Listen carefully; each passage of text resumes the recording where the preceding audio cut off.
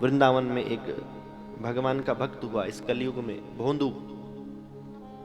गौचारण करता है, आश्रम में रहता है और सेवादारों के संग। नाम तो कुछ भी रहा हो, लेकिन एक भी काम ठीक से नहीं कर पाता तो सब उसको भोंदू कहने लग गए। ये तो भोंदू है, अरे भोंदू इधर आ उधर आ, नाम पड़ गया भोंदू। रोज आश्रम में सुबह सत्संग होता गाय चराने से पहले, और गुरुदेव सुनाते कि भांडीर वन में ठाकुर जी पधारते हैं गैया चारण के लिए, इस स्वरूप में आते हैं ठाकुर जी। अब गुरुदेव तो कथा द्वापर की सुना रहे थे जो ग्रंथों में लिखी थी। भोंदू में इतनी भी बुद्धि नहीं थी, उसने सोचा गुरुदेव आज की ही कथा सुना रहे हैं, आज कल भी आते होंगे। अब तो उस दिन गाय कहीं नहीं, सीधा भांडीर वन ही रुकी जाकर, और चारों ओर भगवान के चरण चिन्ह देखने लगा। और जब इतने विश्वास से कोई भक्त उनको ढूंढने लगता है तो भगवान को आना ही पड़ता है। चरण चिन्ह ढूंढते ढूंढते चरण चिन्ह तो मिले नहीं, देखा तो अखंड गौओं का समूह आ रहा है, बीच में पेट में दुपट्टा बांधकर, एक हाथ में डंडा लेकर, एक हाथ में मुरली लेकर, मुकुट लगाकर, सांवरे स्वरूप में जैसा गुरुदेव बताते थे उसी स्वरूप में ठाकुर जी आ रहे हैं। क्षण भर में पहचान लिया। पहचान कैसे लिया? कि रोज कथा सुनता था, भगवान कैसे चलते हैं, कैसे दिखते हैं, कैसा उनका स्वरूप है। पास गया, प्रणाम किया, आप वही है ना जिनकी कथा गुरुजी सुनाते हैं? आप नंदनंदन श्री कृष्ण है ना? बोले हाँ मैं वही हूं। आप तो बड़े प्यारे हैं। ठाकुर जी ने चर्चा प्रारंभ करी। कहां से आया? बोले वृंदावन से, उस आश्रम पे आया हूं। क्या करता है? गौ चराता हूं। अच्छा जी बता तेरो नाम कहा है? मेरो नाम तो तैने पूछ लियो, तेरो नाम कहा है? बोले प्रभु नाम को छोड़ो, नाम अच्छा नहीं है। अरे भाई हमने बताया तो को अपनो नाम, तूने कहा तुम श्री कृष्ण हो। मैंने कहा अब हमें तो पतो ना, तेरी कथा तो हमने सुनी ना है, मेरी कथा तो तूने सुनी, तो नाम तो बताना पड़ेगा। बोले नाम तो कछु ना है, सबरे मोकू पूरे वृंदावन वाले भोंदू कह के बुलावे हैं। ठाकुर जी ने कहा ये कौन सा नाम है? भोंदू? अरे कहा नाम है तेरो? बोले भोंदू। अब ठाकुर जी भोंदू सुने और खूब हंसे। फिर पहुंचे, कहा नाम है तेरो? बोले भोंदू। फिर हंसे, फिर पूछे, फिर हंसे। भोंदू को बुरा नहीं लग रहा है, अपमान नहीं महसूस हो रहा है, आनंद आ रहा है ठाकुर जी को बार बार नाम बताने में। ठाकुर जी प्रसन्न हुए और भोंदू के गले में गलवैया डाल ली, और गलवैया डालकर बोले मोते मित्रता करेगो? अरे कहा बताऊं प्रभु, आप कहां भगवान, कहां मैं मूर्ख भोंदू व्यक्ति जो एक काम नहीं कर सकता।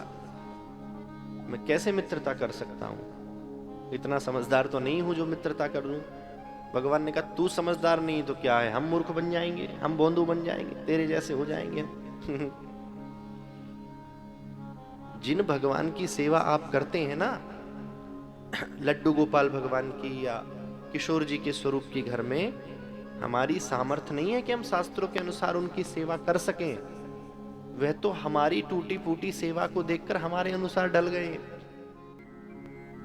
तो भोंदू के गले में गलवैया डाल के कहने लगे मित्रता करेगो? भोंदू ने कहा नहीं, मेरी योग्यता नहीं है। बोलो तेरी योग्यता नहीं तो हमारी योग्यता है, हम मूर्ख बन जाते हैं। मित्रता कर ली। कछु खाए पीवे की व्यवस्था लायो है, वहां ने सूखी रोटी और गुड़ दियो, ठाकुर जी पाने लगे। अब तो भोंदू के हिस्से की 2 रोटी थी, वो ठाकुर जी खा गई।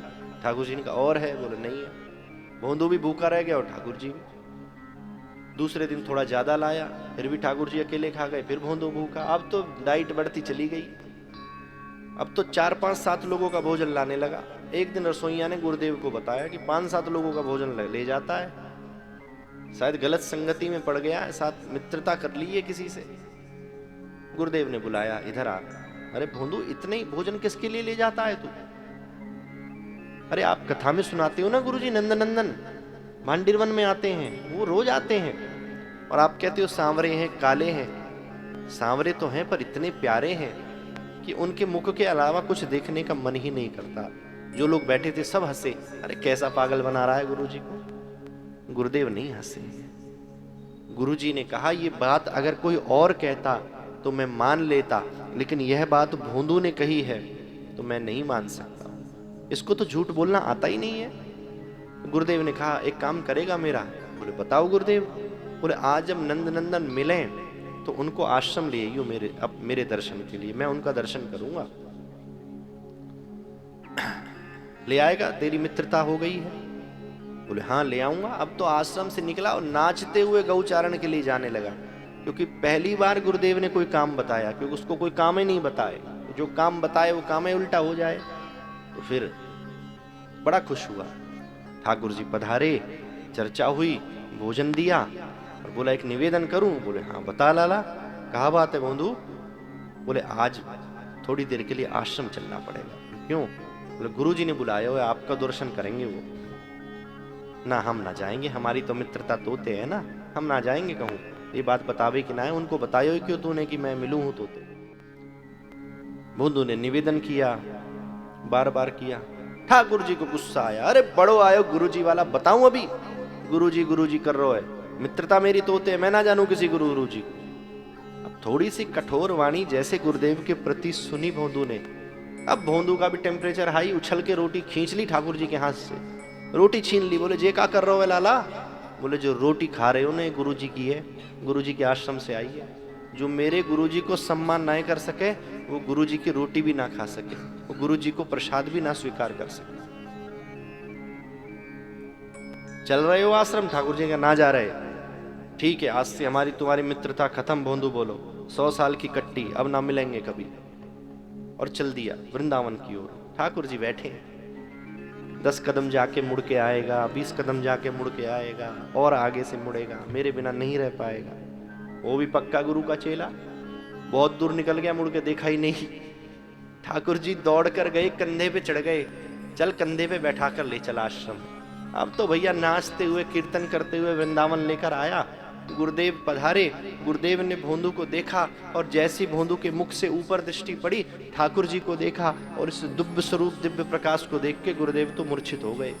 ठाकुर जी का स्वरूप हर किसी के बस की नहीं है बर्दाश्त करना। लोग कहते भगवान मिलते नहीं, अरे झेलने की सामर्थ्य तो आए, पहले बड़े बड़ों पे नहीं झेला।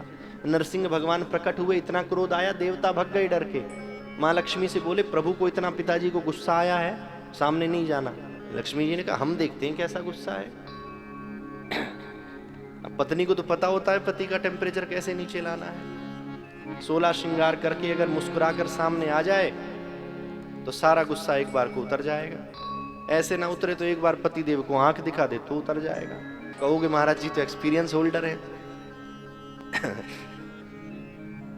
लक्ष्मी जी आई सुंदर श्रृंगार करके, भगवान नरसिंह के पास पहुंचने वाली थी, दूर से देखा, देवताओं से पूछा चौखट पे कौन बैठा है?